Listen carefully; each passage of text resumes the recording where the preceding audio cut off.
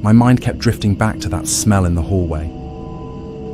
I wondered if one of the neighbors had left out some trash or if something had died in the walls. The building was old after all. Anything could be rotting away behind the plaster. That night, I fell into a restless sleep. I was jarred awake by a loud thud from the apartment next door. I sat up, heart racing, and glanced at the clock. 2:13 a.m.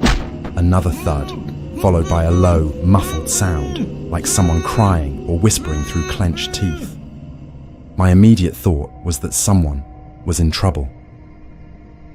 I hurried to my front door and pressed my ear against it, listening intently.